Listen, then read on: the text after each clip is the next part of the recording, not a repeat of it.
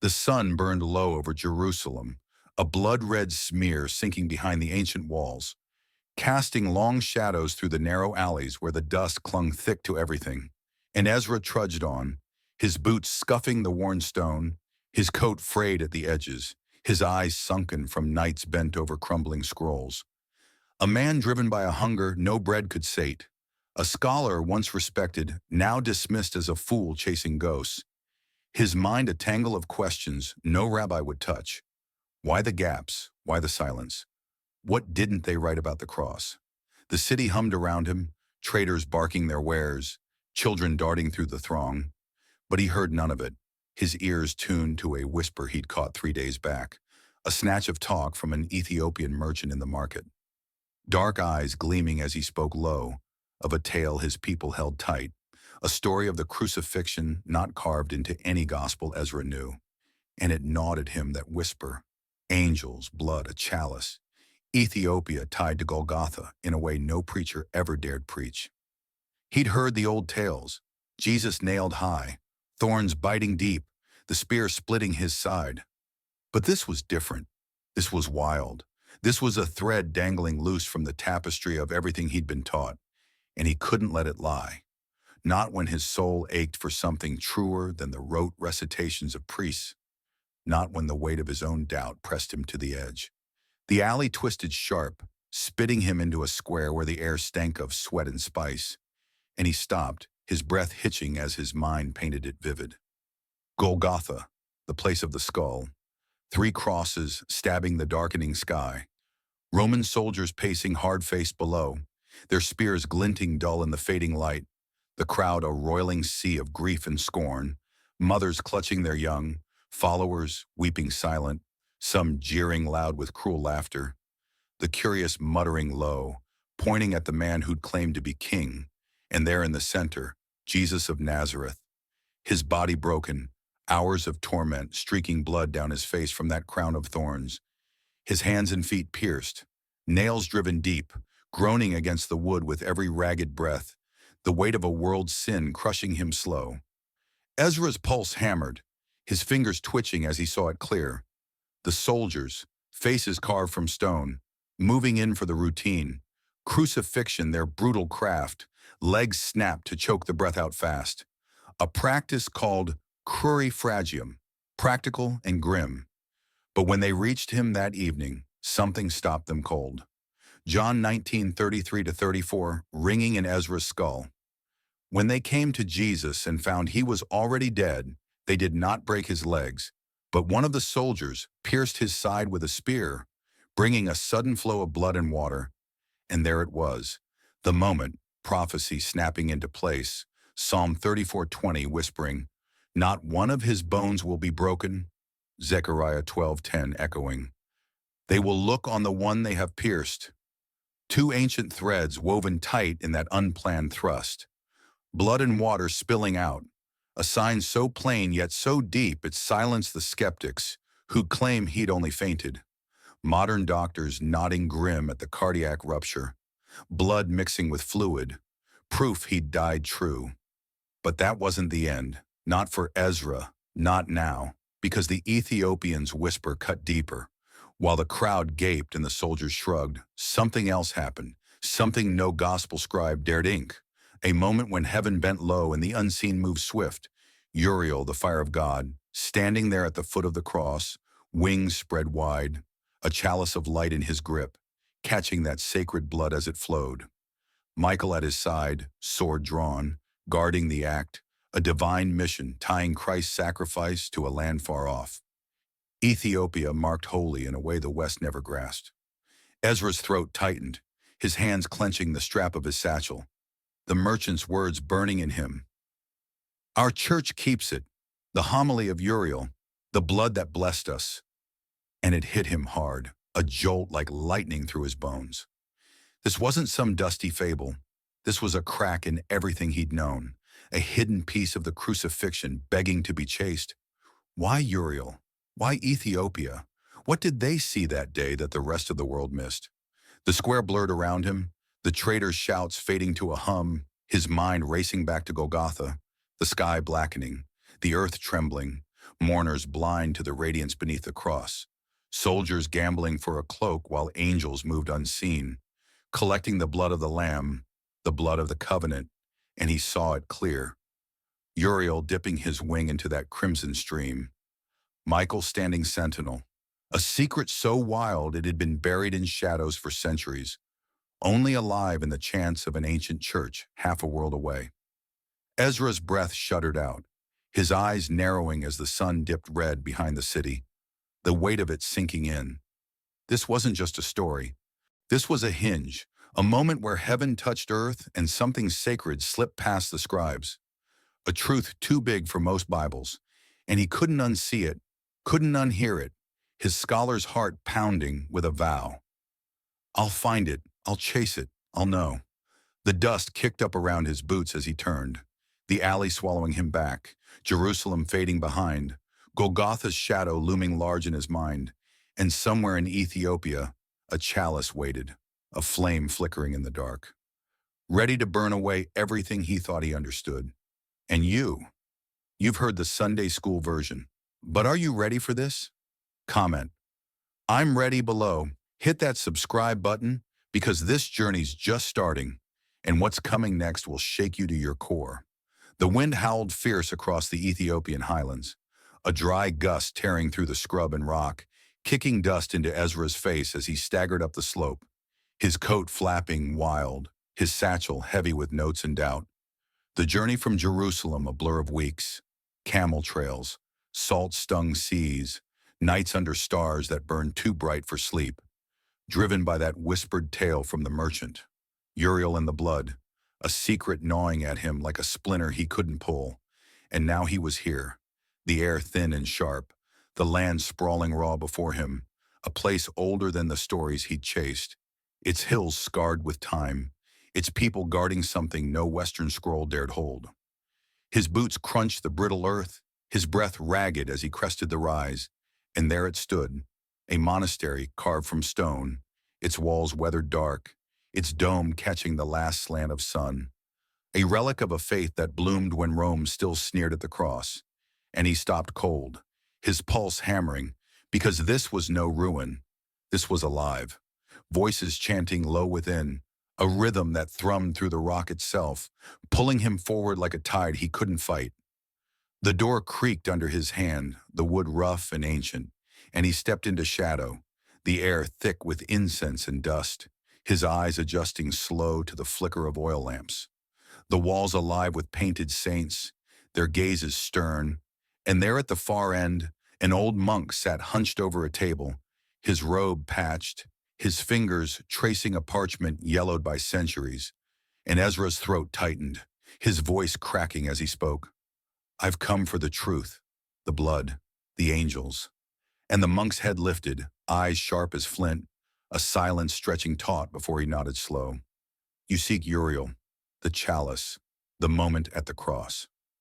Ezra's chest heaved, his hands clenching the satchel strap, the monk rising stiff, his voice a rasp like wind over stone. Sit, stranger, and hear what we've kept when others forgot.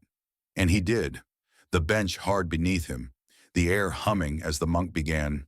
Golgotha, the skull's place. 3 crosses high, the sky blackening fast, Jesus hanging there, his blood streaking down, the spear piercing his side, blood and water flowing out. You know this, yes?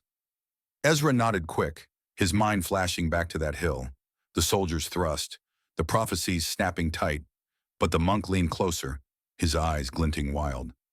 But you don't know what heaven did when earth turned blind. Uriel was there, the fire of God, wings spread wide, a chalice of light in his grip, not some clay cup, but a vessel forged in glory, catching every drop of that sacred blood as it spilled. Michael beside him, sword drawn, guarding the act, a mission no man saw, no scribe wrote. Ezra's breath caught, his hands trembling, the monk's voice dropping low. Why, you ask? Ethiopia, this land, chosen before the nails were struck, marked holy by that blood, tied to Calvary in a way the West can't fathom. Uriel held it, Michael watched, and the cross became ours. Not just a death, but a sanctification, a covenant sealed in crimson. The scholar's mind reeled, the weight of it crashing in. Golgotha wasn't just a grave, it was a hinge, heaven bending low to claim a nation. And the monk pressed on. They didn't stop there, but that's for later. First see it, feel it. And he rose, beckoning Ezra to follow, the scholar stumbling after, his heart pounding as they crossed the chamber, the chants growing louder, a curtain pulled back revealing a circle of monks, their robes swaying, their voices rising in a tongue he didn't know. And in the center, a table, a chalice painted red and gold. Not the real one, no, but a symbol, a reenactment. And they dipped bread in wine, lifted it high, their eyes shut tight, and Ezra froze, the air electric, the monk whispering harsh, "This is it." What Uriel caught, what Michael guarded, the blood that blessed us. You're seeing it now, the moment heaven moved while men wept.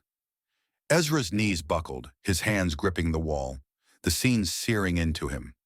Golgotha again, the spear striking, blood and water, but now Uriel beneath, wings shimmering, chalice aglow, Michael's sword flashing. A divine act hidden from the crowd, the soldiers gambling, the mourners blind. And this ritual here, echoing it across centuries, tying Ethiopia to that hill, a truth so wild it shook him to his marrow, his scholar's doubt cracking under the weight. This wasn't myth. This was real. This was power. This was a nation born from the cross. The monk's hand clamped his shoulder, his voice a growl. You've seen, you've heard, but you're not done. This is just the start, the blood's journey, the sanctification. Go deeper, stranger. It's all here. And Ezra nodded, his throat dry, his eyes locked on that chalice, the chant swelling, the incense choking, his mind racing. Why Ethiopia? Why this mission? What did they do with that blood? And he knew he couldn't stop. Not now. Not when the truth burned this bright, this close. The monastery walls seemed to pulse, the night pressing in, and he felt it.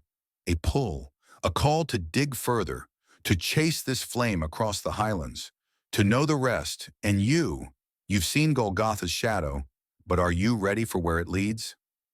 Comment, I'm ready below. Smash that subscribe button, because this tale's unfolding fast, and what's next will turn everything you thought you knew upside down. The dawn crept cold over the Ethiopian highlands, a thin gray light spilling across the jagged peaks and scrub, the air sharp with the bite of frost, and Ezra stood outside the monastery, his coat pulled tight, his breath clouding in the chill, the chants from last night still echoing in his skull. That chalice of red and gold burned into his eyes. The monk's words, Uriel, Michael, the blood, gnawing at him relentless, a fire he couldn't douse. And he knew he had to go deeper, had to peel back the layers of this wild tale that tied Ethiopia to Golgotha, a truth too vast for the tidy scrolls he'd left behind in Jerusalem. The door groaned open behind him, the old monk stepping out, his robe swaying in the wind, his face etched with lines like the land itself. And he fixed Ezra with a stare that cut through the haze. You've seen the shadow, stranger. Now chase the flame. Uriel's more than a name here. He's the fire of God. And Ezra's pulse quickened, his hands clenching the satchel as the monk led him down a path, snaking through the rock, the highlands sprawling raw around them. A land that felt alive, pulsing with something ancient, something holy. The monk's voice rasped low. You've read your Bible, yes?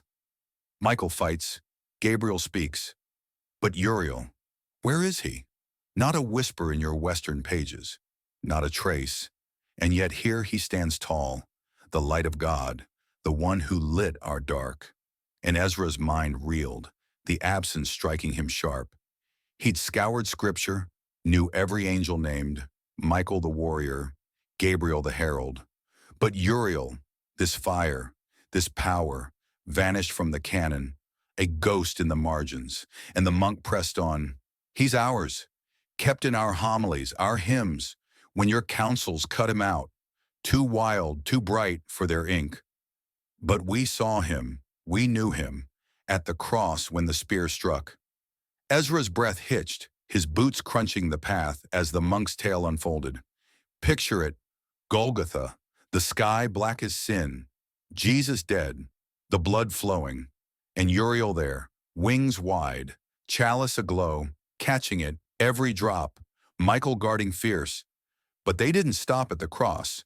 No, they flew, straight from that hill to this land, their wings beating the dark, sprinkling that blood across our soil, sanctifying it, marking it holy before the body was even cold. And Ezra's chest tightened, the image searing in. Two archangels, radiant and fierce, soaring over deserts and seas, the chalice spilling crimson drops, each one a spark igniting Ethiopia, a nation chosen in the shadow of Calvary. The monks stopped at a ledge, the valley dropping steep below, a cluster of stone churches dotting the earth like stars fallen, and he pointed, "See them? Sanctified ground where the blood touched, where Uriel and Michael marked us.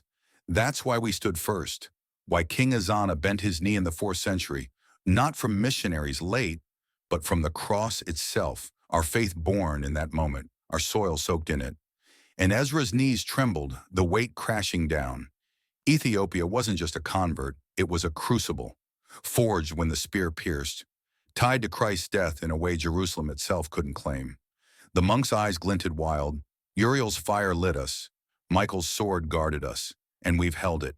Through centuries, through isolation, when your West forgot, we remembered. Our churches, our prayers, all rooted in that blood, a nation born holy, a people tied to the Lamb. And Ezra's hands shook, his scholar's mind racing. Psalm 34, Zechariah 12, the blood and water. Yes, but this was cosmic. This was a plan no gospel named, a secret so bold it rewrote everything he'd known. The monk turned, leading him down to a church carved deep into the rock, its walls rough and ancient, and inside, the air thrummed with silence, the paintings staring back. Uriel, wings red-tipped, chalice in hand. Michael beside him, sword aloft, the blood a radiant thread linking cross to soil. And Ezra's throat dried, the monk whispering harsh, "This is it, stranger, where the blood landed, where the fire burned. Feel it, know it."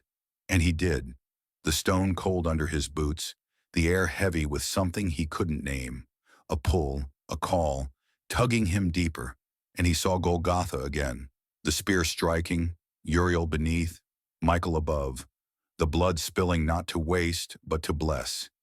Ethiopia rising from that moment, a nation sanctified when the world turned blind. The monk's voice dropped low. But there's more. The blood's just the start. His last words, you've heard them, it is finished. But do you know what they mean? What Uriel heard? What we hold? And Ezra's heart pounded, his eyes locked on the painted chalice, the question searing through. Why this land? Why these angels? What did Jesus say that tied it all? And he felt it, a hunger sharper than ever, a vow taking root. I'll dig, I'll chase, I'll understand. The church walls seemed to breathe, the highlands stretching vast outside, and he knew this was no end, just a door cracking wide, the blood a thread leading to the cross's final breath. And you've seen the chalice's light, but are you ready for the fire beneath? Comment, "I'm ready" below, hit that subscribe button, because this tale's burning hotter, and what's next will shake the ground you stand on. The midday sun blazed fierce over the Ethiopian valley, a relentless glare baking the stone church where Ezra stood, his coat dusted with red earth, his hands tracing the rough-hewn walls, the air inside thick with incense and silence, the paintings of Uriel and Michael staring down, wings red-tipped, chalice glowing, sword aloft, a testament to a moment no Western eye had seen. And he felt it, that pull from yesterday's ledge, the monk's whisper about Christ's last words tugging him deeper, a thread tying Golgotha to this holy ground. And he couldn't shake it, couldn't unsee the blood sanctifying Ethiopia, a nation marked when the spear struck. The old monk shuffled in, his robe brushing the floor, his eyes glinting sharp as he caught Ezra's gaze. "You've seen the fire, stranger, now feel the wings." The blood didn't just land, it flew, and Ezra's pulse quickened, his satchel heavy against his hip, as the monk waved him to a corner. a faded mural stretching wide, Uriel and Michael soaring bold, the chalice spilling crimson drops across a jagged land, and the monk's voice rasped low, Golgotha, the sky black, Jesus dead, the spear piercing, blood and water flowing. You know it. But then they rose, wings beating the dark, straight from that hill to these highlands, a flight no man clocked, no scribe caught, Uriel holding that chalice, Michael guarding the way, sprinkling the blood as he breathed his last. Ezra's chest tightened, his mind flashing back. Golgotha, the soldiers shrugging, the crowd blind, and these two, radiant and fierce, tearing across the sky, over deserts and seas, the chalice aglow, each drop a spark hitting Ethiopia's soil, sanctifying it as the cross stood silent, and the monk pressed on. Why here? God chose us, marked us. When Rome gambled and Jerusalem wept, we were blessed, our churches born from that flight, our ground holy before his body hit the tomb. Ezra's knees trembled, the mural alive under his stare, Uriel's wings cutting the wind, Michael's sword flashing, the blood raining down, and he saw it clear, Ethiopia rising not from late missionaries but from Calvary itself, a nation tied to the crucifixion's pulse, its faith carved in that unseen moment. The monk led him out, the valley sprawling below, churches dotting the earth like scars of grace, and he pointed, See them? Lalibela, Debre Damo, sanctuaries where the blood fell, where Uriel and Michael touched down, their art tells it, their rituals hold it, and Ezra followed, his boots crunching the path to a cavern church, the air cool and heavy within, the walls painted vivid, Uriel lifting the chalice, red liquid gleaming, Michael standing watch, the blood a thread from cross to soil, and the monk's voice dropped harsh, This is our communion, stranger, not just wine and bread, but his blood, the blood they caught, the blood that blessed us, every kisat, every prayer. We taste it, we live it, tied to his side when the spear struck. Ezra's throat dried, his hands shaking as he saw it. A priest in the corner, lifting a cup, wine mixed with water, the blood and water of John 19:34. A ritual echoing Uriel's act, linking Ethiopia to Calvary's heart. And the monk growled low, You've read your prophecies, Psalm 34, Zechariah 12, but this is the weight, the covenant sealed in flight, the sacrifice made ours, not just redemption, but sanctification, a nation chosen as he died.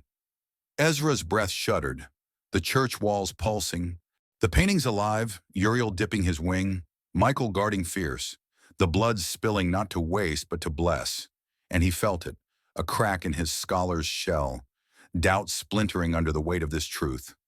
Ethiopia wasn't a footnote, it was a cornerstone. Its churches, physical echoes of that flight.